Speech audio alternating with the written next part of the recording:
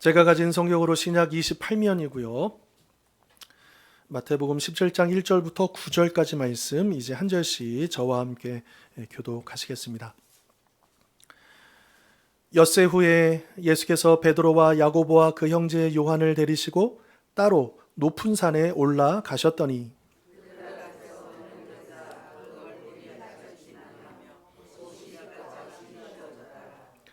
그때 모세와 엘리야가 예수와 더불어 말하는 것이 그들에게 보이거늘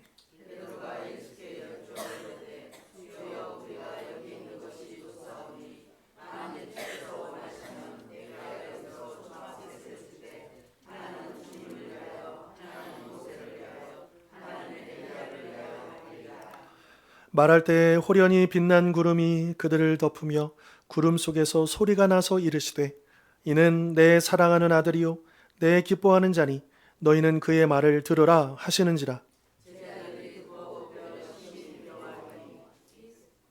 예수께서 나와 그들에게 손을 대시며 이르시되 일어나라 두려워하지 말라 하시니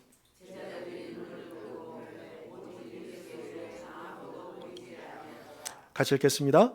그들이 산에서 내려올 때 예수께서 명하여 이르시되 인자가 죽은 자 가운데서 살아나기 전에는 본 것을 아무에게도 이르지 말라 하시니 아멘. 자, 오늘은 주연절의 마지막 주일이자 교회력으로는 산상 변모 주일입니다.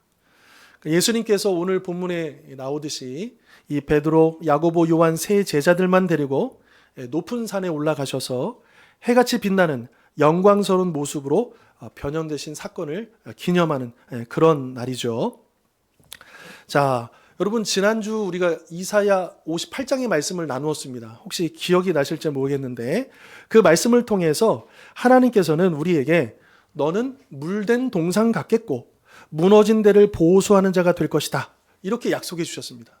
그러면서 우리에게 무엇이라 도전하셨냐 하면 우리 안에 있는 종교적인 위선을 버리고 흉악의 결박을 풀어주며 이웃을 치유하는 삶을 살아라. 이렇게 우리에게 도전해 주셨습니다.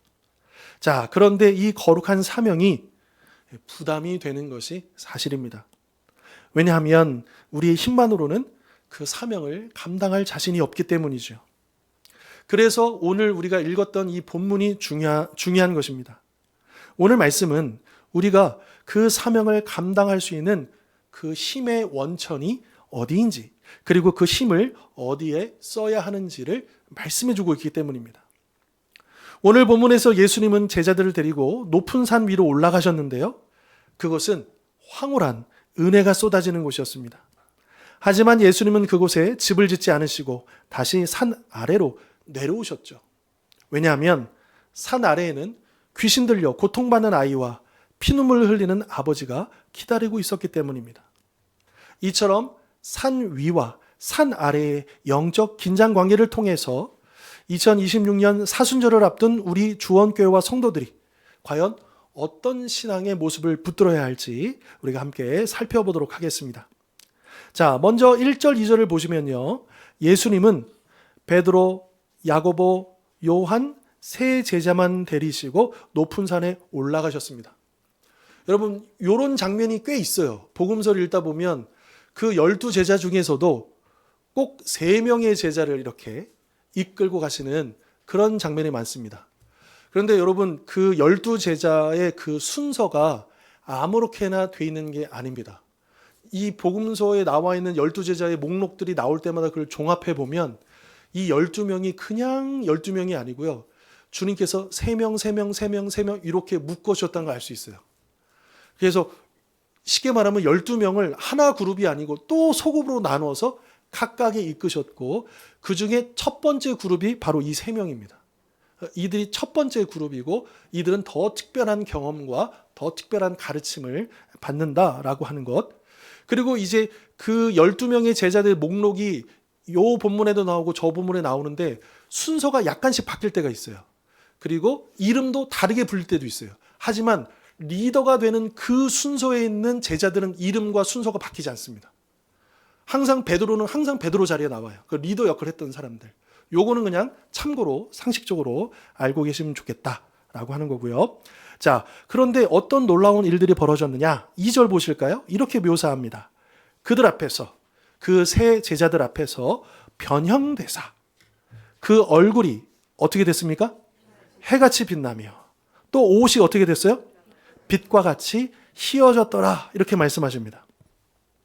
자, 여기서 변형되사라고 번역된 이 헬라어 원문의 의미는 뭐냐 하면, 그러니까 본질이 바뀌었다는 게 아니고 그 본질은 그대로인데 이게 가려져 있다가 그 가려진 게 나타났다. 이런 의미입니다.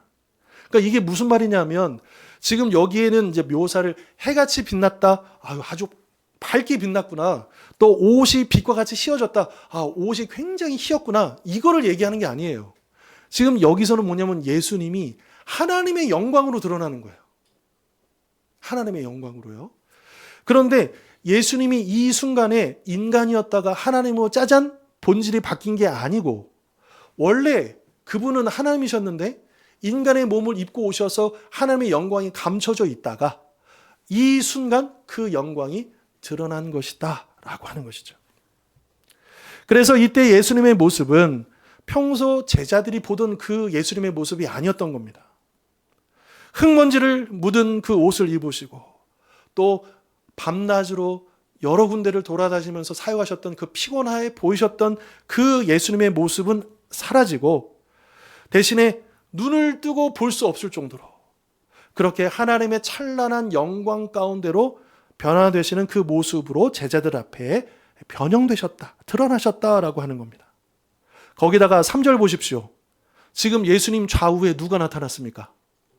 모세와 엘리야가 나타났습니다.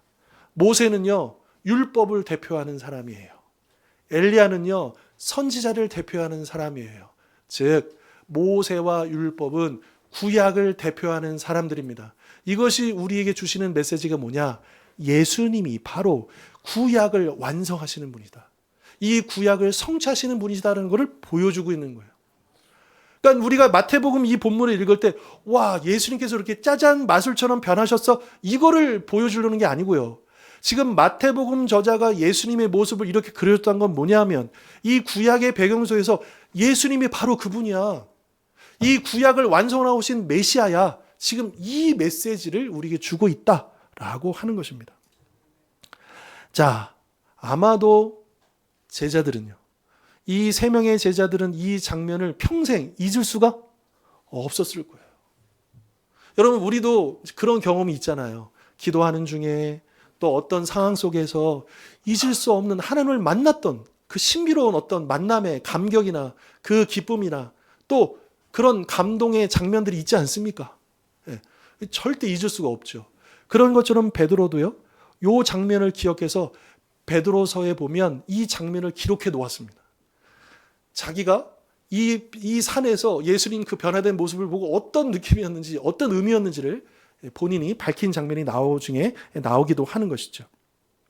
자, 그래서 그들은 이 상황이 마냥 좋기만 한 건 아니에요. 경외감이라고, 두렵고 떨림이 일어났다라고 하는 것입니다.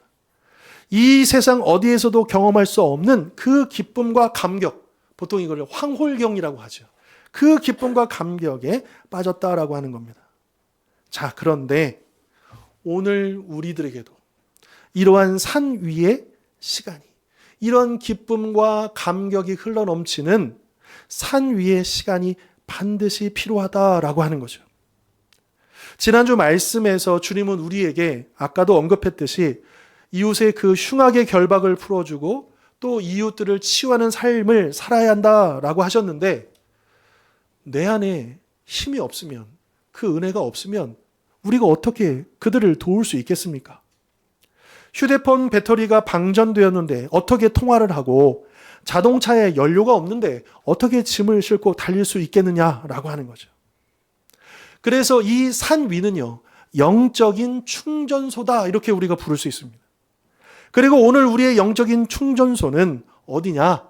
바로, 여러분, 물론 물리적으로 우리가 산에 갈 수도 있겠죠. 그러나 우리에게 있어서 이 영적인 충전소는 어디냐? 그 장소가 어디든 간에 세상의 소음을 차단하고 오직 빛 대신 주님과 독대하는 예배의 자리, 기도의 골방의 그 자리다라고 하는 것입니다. 여러분, 우리가 함께 모여서 예배하는 거 너무 중요합니다. 그러나 우리가 각자가 그 개인의 골방에서 주님을 독대하는 그 산 위의 장소가 너무나도 중요하다는 거예요. 자, 깊은 바닷속에서 그 작업을 하는 삼수부가요, 그 뒤에 뭘 메고 들어가죠? 산소통 들고 하잖아요. 그 차가운 바닷속에, 그리고 바다 내려가면 내려갈수록 그 압력이 어마어마합니다. 그런데 그것을 견딜 수 있는 것은요, 그 잠수부가 타고난 어떤 능력이 있어서가 아닙니다. 숨을 오래 참을 수 있는 그런 타고난 능력이 있어서가 아니고 그 등 뒤에 있는 산소통 때문에 그게 가능한 거예요. 그렇지 않겠습니까? 그런데 이 산소통은요, 물속에서 채울 수가 없어요. 산소를요. 그 물 밖으로 나와서 맑은 공기를 압축해서 그 산소통에다가 채워 넣어야 한다라고 하는 거죠. 그래야 또 다시 물속으로 들어갔다가 또 그것이 고갈되면 다시 올라와서 또 산소를 채워서 또 들어가는 그 일들이 가능하다라고 하는 겁니다. 여러분, 이 시간, 주일 예배 이 시간이 바로 그런 시간인 줄 믿습니다. 세상이라는 바다에서 숨막히게 살다가 주일에 이 산 위에 올라와서 하늘의 산소를 공급받는 시간이 바로 주일 예배 시간이다라고 하는 거죠. 이 시간이 없이는, 이런 산소의 공급이 없이는 우리 성도들이 이 세상에 내려가면 단 5분도 버티지 못하고 영적인 질식 상태에 빠지게 된다라고 하는 것이죠. 따라서 주어진 사명을 감당하기 전에 먼저 은혜를 구하고, 일하는 마르다가 되기 전에 주님 발치에 앉아 주님의 말씀에 집중했던 마리아가 되어서 내 영혼의 빈 탱크를 하늘의 은혜로 가득 채워 그 은혜를 흘려보내는 물된 동산이 되실 수 있기를 바랍니다. 자, 이렇게 너무 좋아요. 너무 행복하고 천국 같고 기쁨과 감격이 넘치는 이 순간, 그런데 문제가 생깁니다. 4절 보시면 은혜를 너무너무 받은 이 베드로가 이런 제안을 하는 거예요. 주여, 우리가 여기 있는 것이 좋사오니 만일 주께서 원하시면 내가 여기서 초막셋을 짓되 하나는 주님을 위하여, 하나는 모세를 위하여, 하나는 엘리야를 위하여 하리이다. 여러분, 베드로의 심정이 이해가 안 되는 건 아닙니다. 왜냐? 지금 산 아래 이 세상의 현실은요, 로마 군인들의 압제가 있고 또 바리새인들의 비난이 있고 또 당장 내일 먹을 것을 걱정해야 하는 현실이 있었기 때문이죠. 그런데 지금 이 산 위는 어때요? 너무 좋은 거예요. 걱정과 근심 아무것도 없고 이 순간, 이 시간이 너무나도 행복하고 좋은 겁니다. 천국입니다. 예수님의 얼굴은 빛나고 있죠. 위대한 선지자들이 보이죠. 아무 걱정이 없으니 내려가고 싶을까요? 안 내려가고 싶을까요? 안 내려가고 싶은 겁니다. 그냥 이대로 쭉 가고 싶은 거예요. 그래서 베드로가 여기가 좋사오니 이렇게 이야기를 하는 거죠. 아주 솔직한 고백인 거예요. 그런데 문제는 무엇이냐? 십자가 없는 영광을 붙잡으려고 했기 때문입니다. 왜냐하면 그는 메시아의 영광을 보았지만 고난받는 종의 길은 이해하지 못했기 때문이죠. 여러분, 이 마태복음 17장을 이해하려면요, 16장을 꼭 봐야 돼요. 16장에 뭐가 나오냐면요, 예수님께서 드디어 얘기하십니다. 인자가 십자가를 치러 간다는 거예요. 그 얘기를 하셔요. 그리고 나서 십자가로 가시기 전에 산 위에 오르시는 거예요. 그 영광을 맛보시는 거예요.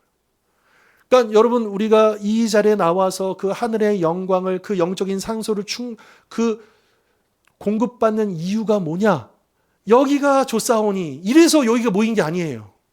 우리가 가야 할 그곳이 있는 거예요. 우리가 돌보고 섬겨야 할 가정이 있고, 우리의 일터가 있고, 우리가 섬겨야 할 그 이웃들이 있는 곳으로 가야 되는데, 그런데 예수님께서도 그 십자가를 지러 가시는 그 길에 바로 이 산 위에서 그 시간을 보내셨다는 거예요. 하물며 우리는 어떻습니까? 우리도 주님께서 그러하셨는데, 우리 주님께서 지셨던 그 십자가는 아니지만 우리에게 주어진 십자가가 있잖아요. 그 십자가를 지어야지만 주님을 따를 수 있는데, 그런데 그 십자가를 지을 수 있는 그 은혜는, 그 능력은 어디서 받을 수 있느냐? 이 시간입니다. 이 예배 시간입니다. 산 위에 그 시간이에요. 그런데 우리는 착각하는 거예요.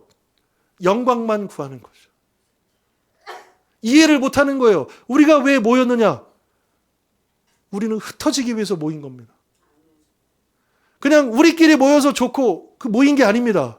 왜 우리가 주님의 이름으로 하나가 되었느냐? 주님의 이름으로 파송받기 위해서 우리가 모인 거예요. 사실 오늘 우리도 은혜는 원하지만 희생은 원하지 않을 때가 얼마나 많습니까? 영광은 원하지만 낮아짐은 피하고 싶어 할 때도 얼마나 많습니까? 이것이 바로 우리가 경계해야 할 영적 도피주의고 또한 거룩한 이기주의인 것이죠. 우리는 종종 이렇게 기도합니다. 주님, 여기가 너무 좋습니다. 우리끼리 예배드리고 우리끼리 교제하고 찬양하는 것이 너무 행복합니다. 저 골치 아픈 세상, 직장 상사, 말 안 듣는 자녀, 엉망인 정치 등등 다 잊어버리고 그냥 여기서 살게 해 주옵소서. 이런 마음을 가질 때가 있는 거죠. 그런데 여러분, 지난주 이사야 58장의 말씀을 우리가 기억해 보면 이스라엘 백성들도요, 그렇게 금식하면서 예배 자리에 나와서 하나님 우리의 예배를 받아주옵소서 그렇게 하지 않았습니까? 그런데 하나님이 그들을 거절하셨다는 거예요. 왜요? 주님이 그들에게 하셨던 그 취지가 뭐냐면, 지금 밖에서는 너희 형제들이 굶고 있고 억울한 자들이 울고 있는데 너희들은 이곳에 모여서 성전문을 닫고 너희들끼리만 즐거워하는구나. 그렇게 꾸짖으셨다라고 하는 겁니다. 지금 베드로는 물된 동산에 물을 가두고 있는 것이고 은혜의 물을 가득 채운 댐을 막아버리려고 했다라고 하는 것이죠. 자, 그런데 우리가 잘 알다시피 물이 흐르지 않고 고이면 그냥 그대로 있으면 그 물이 어떻게 돼요? 썩게 되어 있습니다. 아무리 1급수 깨끗한 물이 갇혀 있어도 썩을 수밖에 없습니다. 이끼가 생기고 악취가 나는 법인 것이죠. 그래서 은혜는 가두는 게 아니고 저장하는 게 아니고 흘려 보내야 하는 것입니다. 우리가 받은 은혜가 여기에만 머물 때 교회는 세상과 단절된 그들만의 리그가 되고 마는 것이죠. 그래서 여기 교회가 변화되는 산이 되는 게 아니고 변질되는 산이 되고 말 것입니다. 자, 그러자 5절에서 하나님께서 급하게 개입하시죠. 구름 속에서 하나님이 이렇게 말씀하십니다. 이는 내 사랑하는 아들이요 내 기뻐하는 자니 너희는 그의 말을 뭐하라? 들으라. 하나님은 베드로의 초막짓기 계획을 중단시키십니다. 그리고 너의 생각을 멈추고 예수님의 말씀을 들으라. 그의 말에 순종하라. 말씀하시는 것이죠. 그러면 예수님의 뜻은 무엇일까요? 그것은 산 위에만 머무는 것이 아니라 이제 산 아래로 내려가는 것입니다. 그런데 산 아래로 내려가라고 하니 걱정이 앞서죠. 내가 과연 이 세상에서 승리할 수 있을까? 두려운 것이 사실입니다. 제자들도 그랬을 겁니다. 그래서 6절 보십시오. 하나님의 임재 앞에서 제자들이 지금 어떤 상태입니까? 엎드려 심히 두려워하였다.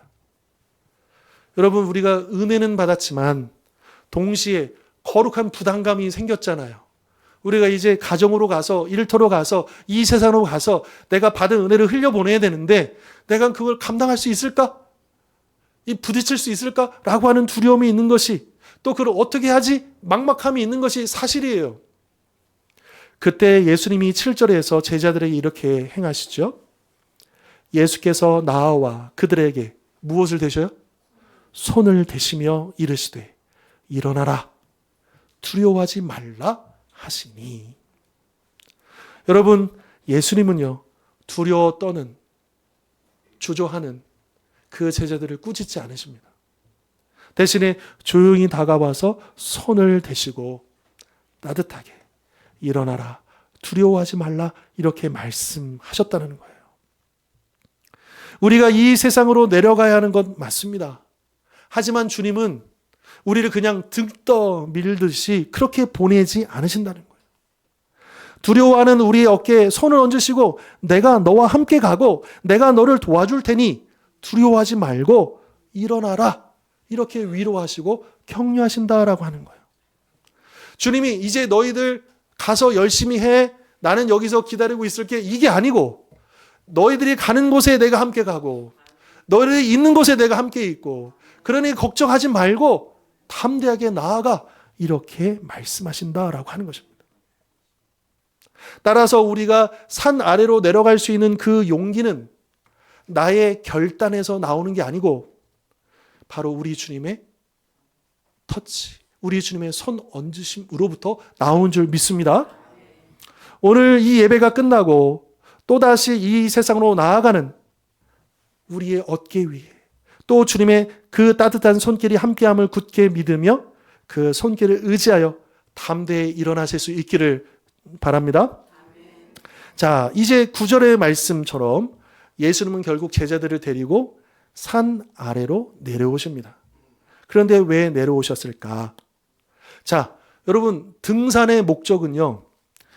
물론 그 정상에 오르는 것도 의미가 있죠. 근데 정상에만 오르면 안 돼요. 올라갔다가 안전하게 잘 내려와야 돼요. 그게 등산의 목적 아닙니까? 신앙의 목적도 마찬가지입니다. 우리가 은혜만 받으면 안 돼요. 그 받은 은혜를 가지고 내 삶의 자리로 내려와야 되는 거예요. 내 삶의 자리로 돌아와야 되는 거예요. 그렇다면 예수님과 제자들이 내려간 그 산 아래에는 과연 무엇이 기다리고 있었을까? 우리가 읽지도 않았지만 우리 본문 뒤에 보면 14절 이하를 보면 이 산 아래의 풍경은 산 위의 풍경과 너무나도 대조적이었다라고 하는 거예요. 그곳에는 귀신이 들려서 간질로 인해 거품을 물고 불과 물에 넘어지는 아이, 그리고 그 아이를 붙들고 피눈물을 흘리는 아버지가 있었습니다. 게다가 산 아래 남아있던 9명의 제자들은 그 아이를 고치질 못해가지고 쩔쩔매고 있었고 서기관들하고 논쟁하고 있었습니다. 이를 지켜보던 군중들은 웅성거리고 마치 그 현장은 아수라장 같았다라고 하는 것이죠. 그런데 이게 바로 우리가 지금 살고 있는 우리 현실 세계의 민낯이다라고 하는 겁니다. 산 위는 영광스럽지만 산 아래는 고통스럽습니다. 산 위에는 모세와 엘리야가 있지만 산 아래에는 귀신과 병든 자가 있습니다. 산 위는 거룩한 곳이지만 산 아래는 지난주 말씀처럼 무너진 데요 황폐한 곳이다라고 하는 것이죠. 그런데 예수님은 왜 초막을 짓자는 베드로의 이 달콤한 제안을 거절하시고 산에 내려오셨을까요? 그것은 바로 저 산 아래에서 고통받는 아이, 그 무너진 가정을 보수하고 치유하시기 위해서다라고 하는 것입니다. 만약 예수님이 베드로의 말대로 산 위에 계셨다면 어떻게 되었을까요? 아마 베드로와 요한과 야고보는 행복했을지 모릅니다.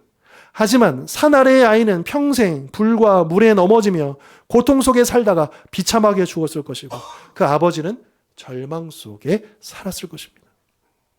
이처럼 예수님은 우리만의 행복을 위해 오신 분이 아니고 이 세상의 고통을 짊어지게 오셨기 때문에 그래서 산 아래로 내려오셨다라고 하는 것이죠.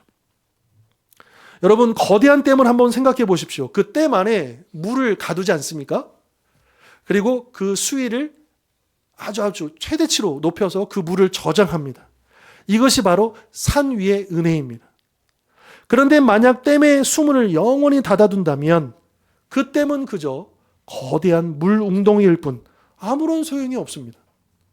그런데 댐의 진짜 가치는 언제냐? 그 수문을 열 때 그 댐의 진짜 가치가 나타난다라고 하는 것이죠. 높은 곳에 있는 물이 낮은 곳으로 쏟아져 내려갈 때 터빈을 돌려서 뭘 생산하죠? 전기를 생산합니다. 수력 발전의 원리이죠. 그리고 그 전기는 어두운 도시를 밝히고 공장을 돌리게 되는 것이죠. 마찬가지로 교회는 어떤 곳이냐? 댐과 같은 곳입니다. 그래서 예배를 통해서 은혜의 수위를 높여야 하는 것이죠. 하지만 예배가 끝나면 반드시 이 세상을 향하는 그 수문을 열어야 한다라고 하는 것입니다. 그래야 이 세상의 어둠을 밝히는 능력이 나타날 수 있다라고 하는 것이죠.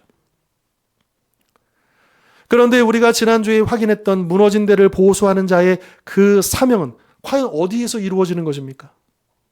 이곳 교회 예배당 안이 아니라 예배당 문을 열고 나가는 그 순간 우리가 마주치는 우리의 가정, 삭막한 직장, 병들어 신음하는 그 이웃들 주변에서 바로 그 일들이 일어나야 한다라고 하는 것이죠. 이처럼 변화산의 영광은 산 아래의 어두운 현장을 비추라고 주신 은혜에 비친 것입니다. 따라서 산 위에서 받은 은혜의 물통을 들고 산 아래의 메마른 땅에 쏟아붓는 것이 바로 우리 주원교회와 우리 성도들이 감당해야 할 사명인 줄 믿으시길 바랍니다. 자, 마지막으로 예수님이 산 아래에 내려오신 그 의미를 조금 더 살펴보겠습니다. 자, 같은 내용을 기록하고 있는 누가복음 9장에 보면 이 변화산 위에서 예수님과 모세와 엘리야가 있었다 그랬잖아요. 근데 이 세 분이서 대화를 나누셨다 그랬어요. 그 대화의 내용 주제가 뭔지 아십니까? 누가복음에는 이렇게 되어 있어요. 장차 예수께서 예루살렘에서 별세하실 것을 대화하셨다 그랬어요.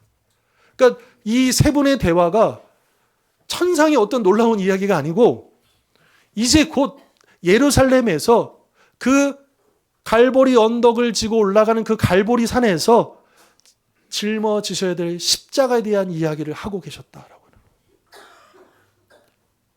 거예요.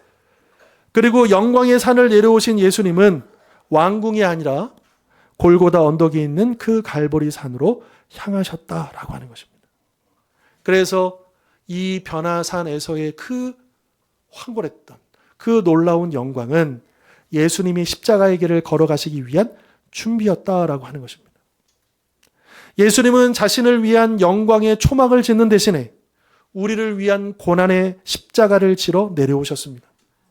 가장 높은 곳에 계신 분이 가장 낮은 곳으로 또 가장 비참한 죽음의 자리로 내려오셨기 때문에 오늘 우리가 이렇게 구원을 받고 하나님의 자녀가 된 것이죠. 이처럼 참된 신앙은 올라감에 있는 것이 아니라 내려감에 있다라고 하는 것입니다. 세상은 자꾸 더 높이 올라가라, 더 많이 가져라 이렇게 유혹하지만 십자가의 도는, 우리에게 구원을 주시는 이 십자가의 도는 더 낮게 내려가라, 더 많이 섬겨라 이렇게 말씀하신다라고 하는 것입니다. 그런데 변화산의 은혜를 받은 사람만이 기꺼이 십자가를 지고 골고다로 갈 수 있다라고 하는 것이죠. 진짜 영광을 맛본 사람만이 이 세상의 헛된 영광을 버리고 희생의 길을 걸을 수 있다라고 하는 것입니다. 자, 이제 우리는 곧 다가오는 사순절을 앞두고 있습니다. 이번 주 수요일은 제2의 수요일로 우리의 죄를 참회하며 십자가의 고난에 동참하는 40의 여정이 시작이 됩니다. 이 기간이 산 위에서의 은혜를 산 아래로 흘려보내기로 새롭게 결단하는 복되고 거룩한 시간이 되시기를 바랍니다. 이제 말씀을 정리하겠습니다. 오늘 예배를 통해서 주님의 영광스러운 임재를 경험하셨습니까? 내 영혼의 산소통이 하나님의 은혜로 가득 채워지셨습니까? 그렇다면 우리는 이제 주님과 손잡고 산 아래로, 즉 가정과 일터로, 그리고 아직도 죄와 상처로 신음하는 그 이웃들에게로 내려가야 할 것입니다. 왜냐하면 그곳에는 여전히 흉악의 결박에 묶인 자들이 있고 무너진 성벽처럼 황폐한 영혼들이 기다리고 있기 때문이죠. 이처럼 은혜는 체험으로 끝나는 것이 아니라 우리의 삶으로 증명해야 하는 것입니다. 예배당 안에서의 눈물이 가정에서의 용서로 이어질 때, 이 기도의 감동이 직장에서의 정직함으로 나타날 때, 우리 주일에 드려지는 그 찬양이 월요일의 섬김으로 연결될 때 바로 우리는 산으로 내려온 것입니다. 그러므로 베드로처럼 여기가 좋사오니 그렇게 교회 안에만 숨지 말고 받은 은혜를 고인물이 아니라 흘려보내는 생수가 되게 하고 산 위에서 받은 능력으로 산 아래에서 많은 영혼들의 눈물을 닦아주실 수 있기를 바랍니다. 은혜는 산 위에서 받았지만 그 증명은 산 아래에서 한다라고 하는 이 사실을 다시 한 번 더 가슴에 새기면서 날마다 영광의 자리에서 내려와 십자가를 지신 예수님의 뒤를 따르는 우리 모든 성도님들 되실 수 있기를 주님의 이름으로 축원합니다. 기도하겠습니다.